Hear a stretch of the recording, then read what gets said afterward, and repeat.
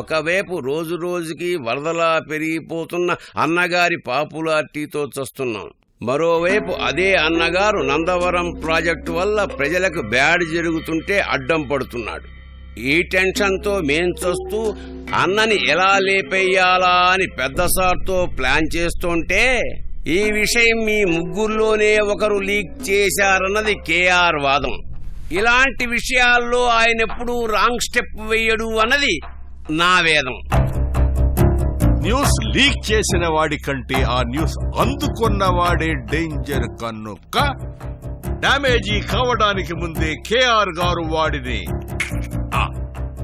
Leak చేసిందెవడో తెలియకపోతే మళ్లీ leak అయ్యే ప్రమాదం ఉంది కాబట్టి ఆ లీక్ ని లాక్ చేయాలనేది నా బిరడా వేదం.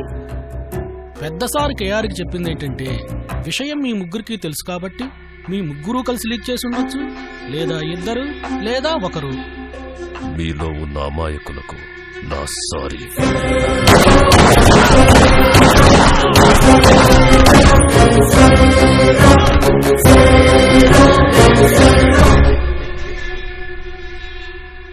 చూడు కేఆర్, వరదలాంటి అన్నగారి పాపులారిటీ మన పాలిట బురదలా మారిందంటే నందవరం ప్రాజెక్టు మీద మనం పెట్టుకున్న ఆశలన్నీ దురదలే.